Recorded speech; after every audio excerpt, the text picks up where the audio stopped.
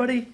As many of you know, I'm about to prep to go to a fly-in at Leeton for the Antique Aircraft Association of Australia. So I thought I would share a little bit of the very early stage planning, and I'll share a bit more when the full video comes out. But right now the weather isn't great, and so I'm just going to share with you what I'm doing to take a look at what my options might be. So what I would typically do is I would start off on ForeFlight Web. Now I use aeroplane EFB, and they now have a web-based version of that, but I really like ForeFlight Web. I don't have ForeFlight on my devices, I just have it on the web. So let's take a look first of all at what the flight would look like. So my home airport is called Maitland, and it's not far from Maitland, it's actually at Rutherford. So there's my airport there, and there's all the hangars here. So if we look at where I'm going to, we can go all the way out to here, and you'll see to the west-southwest is Leeton. So there's the town of Leeton there, and here's the Leeton airport with a mess of runways all over the place. So now I'm a fairly conservative pilot when it comes to what I call tiger country, and that comes from a couple of sources. One, I'm a glider pilot, and so I've been trained over decades to always have options available to me for outlanding. And if you come and have a look at where I would be flying if I flew direct, it's not very pretty. Well, it's quite pretty, but it's not very pretty if you're a pilot flying a 1978 Tomahawk and you have an engine failure. So yeah, not something I would do in that aircraft. So that usually requires a diversion. Now I could divert south, but that would put me into Sydney airspace. And there have been recent changes to Sydney airspace. Some of you would be aware of it. We already had to deal with the main airport at Mascot, which you can see here on Botany Bay. And then we had Richmond out to the northwest here, which is military primarily.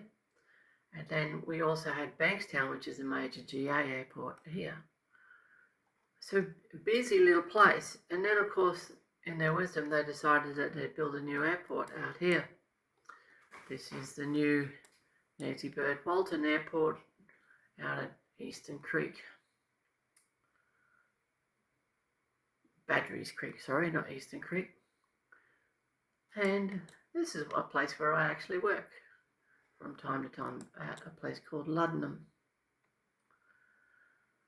So, what that means is Sydney is extremely busy, and honestly I've had enough scares in the Sydney airspace to not wish to go there unless I absolutely have to.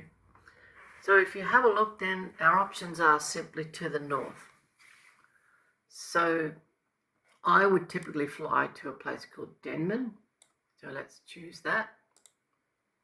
Now Denman is military as well, but it's a fairly small thing, and you know, I typically would stay out of that circle anyway, but it only goes up to something like 3,500 feet. So that's just a waypoint along the way, and then that puts me, if I fly towards Mudgee, that puts me pretty much along this valley here. And I've flown it enough times now to be quite comfortable flying along that valley. So that takes me over Mudgee, which is handy. Sometimes I fuel there, sometimes I don't. And it does tend to avoid some of the weather that can build up on the higher ground. So that would be my plan, to go to Mudgee, and we would just leave it at that for the moment. Although if I don't refuel at Mudgee, I would probably refuel at Parkes or Forbes. Haven't ever landed there before. I could also refuel at Temora, which I've done plenty of times, which would take me to the south a bit, or at West Wyalong, which is pretty much directly where I would be going. There's West Wyalong there. The airport, I think, is out south of town. There it is. So there you have it. That's kind of the route. So for those of you not terribly familiar with Australia, where are we? We are there. So it's a decent flight, 3 hours and 26 minutes at a tomahawk, about 300 nautical miles. So now, let's take a look at the weather. Now, I would use the official aviation weather sources closer to the date, but for planning purposes, I might start simply with some forecasts. Or I might go directly to windy initially. So let's do that. Let's go to windy first. And we'll go to rain and thunder. And Friday would be my planned departure if we can come back to for flight. I think I put in 11:25 is a little late. Let's sort of make it 08. It's not going to let me change it for some reason. Oh, there it is. Look, 08. There it is. Sorry. 800 hours. So if I left at 8 in the morning on Friday, what is the weather doing?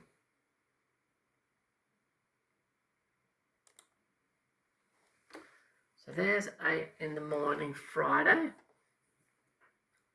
And what you can see is that there is rain forecast for near Mudgee, but mostly around Parkes. And it's 3 millimetres of rain, so it's nothing to be sneezed at. And it's a little bit less on the eastern side. So that's not great. What's the cloud situation? Not great either. What's the cloud base? Assuming we could stay out of rain. It's winter rain, so it could be patchy. What's the cloud base? Well, the cloud base isn't terrible. All right, we're talking about 5,700 feet around Mudgee. Around Parkes, 5,100 feet. So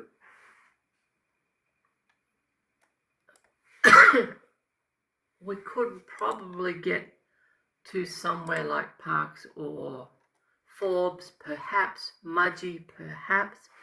But if this forecast holds, excuse me, and today is only Monday, I would be leaving Friday. So it's a little early, but what I don't want to be doing is leaving it till Friday and then finding I can't leave and then missing out on going. I would rather leave a few days earlier because I do actually have the time right at the moment. Typically I don't. So that's Friday. Why don't we go back to, I can't leave tomorrow, that's impractical, right? I could have a look at tomorrow's weather. 11 a.m. It's not terrible in terms of cloud base, but let's go to Wednesday, which is more reasonable. Wednesday, 8 a.m. Cloud base is not great. What's the weather doing? Let's have a look at the satellite first. Oh, there won't be a satellite. Yes, there is. There it is. That's the present satellite. So let's go to rain and thunder for Wednesday starting at 8 a.m. All right, it's pretty clear almost all the way down to Leeton. A little bit of rain around this area here. So what happens as we go through the day? Let's hit the play button. What's the weather do? Does it track south with the wind? Typically here in Australia it tracks east, a little southeast. So you can see Wednesday afternoon by about 5 p.m.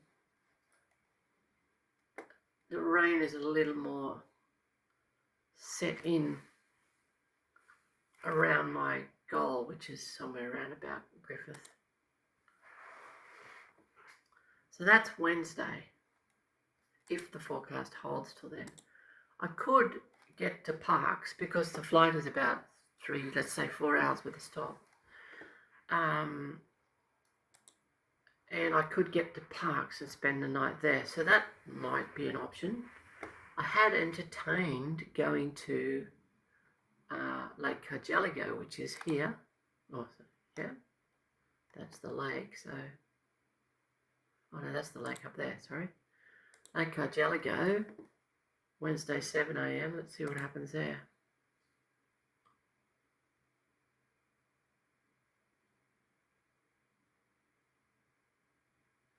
So there's a bit of a risk with going to Lake Cargelligo. We'll wait and see what the forecast does, but this is early days planning. So just try and work out what my options might be. So let's go to Thursday now. We go to Thursday, 8 a.m. Okay, I've come from roughly Newcastle up to Mudgee, and then I've got to deal with all this, which looks a little bit thunderstormy. Let's go on a little further. So you can see it doesn't look great, does it? Let's come back to Wednesday again, 8 a.m. or 9 a.m. will do. This looks like my best window to get part of the way there. Let's have a look at the cloud base. So there's clouds and cloud base. So you can see at 9 a.m. I could get out to Mudgee, but there's a risk that we've got this really low cloud which could block the way. Let's go to about 11 a.m. and that's looking better, right? So conceivably we could be overhead this area at 11 a.m. and get as far as perhaps Mudgee, West Wyalong, somewhere like that. So there's our cloud base. Let's go for somewhere between our, let's say, 10 a.m. departure. Yeah, 10 a.m. looks good. We could probably depart at 9 actually. Let's say a 9 a.m. departure and we fly for 4 hours. That'll be 1,300 hours. So at 1,300 hours, we're still pretty good at 1,500 hours as far as cloud base goes. As far as rain goes, we're okay down about as far as Forbes. We couldn't get to West Wyalong, but if we go to 1,300, can we get to West Wyalong? Not really. Parkes or Forbes is about our limit, perhaps Temora. I like to look at Parkes better. Okay, so if we stopped at Parkes, and remember this is a forecast, so it could change dramatically in a week. If we stopped at Parkes, would we get out the next day? That's 8 a.m. That's 9 a.m. That's 11 a.m. It's not looking great, is it? 4 p.m. Now we're in darkness. So Friday, 7 a.m., 9 a.m.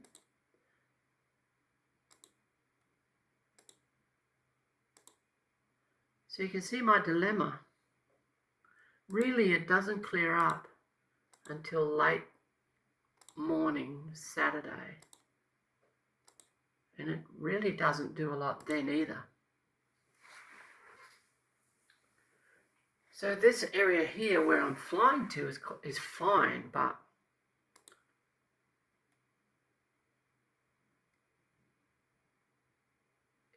it's not looking very promising based on this forecast.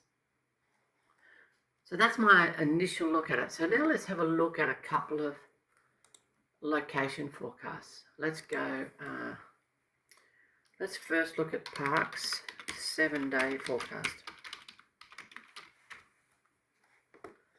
Tuesday, Wednesday is fine. Thursday is rain. Most of it around 9 a.m, but rain. Friday is rain, Saturday is sunny. Not great, right?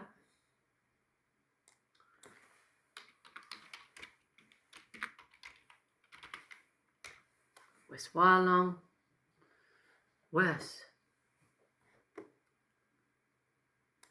Temora, very similar.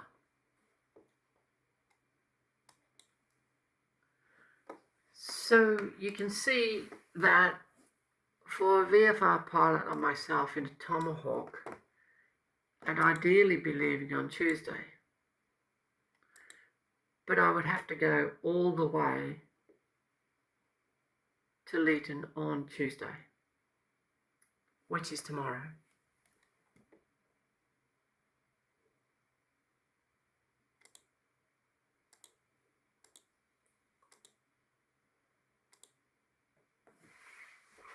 And I really don't want to do that. So the best I can do is hang out and see what happens with these forecasts as we get a little closer. And the worst case scenario is I leave on Saturday, but even that's not looking very likely. But mind you, a forecast that's that far ahead is not very reliable.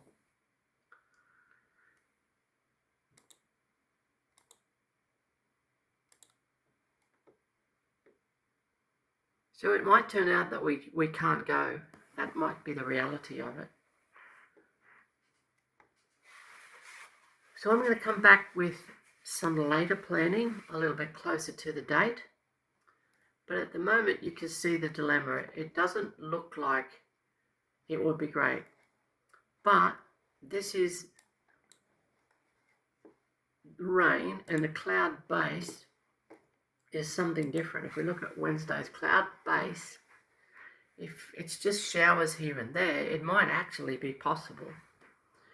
So I'm not discounting it going, but I'm saying, you know, there might be some risk involved here in terms of I might not be able to go, is what I'm saying. And I think that's the sensible choice you have to make as a VFR pilot is, you know, I don't have to go to this event just because I've registered. I haven't actually paid anything. It's a free event, apart from once you get there, of course. So that's where we're at. We don't know if we're going to be going or not. Let's hope we are, because you can follow along.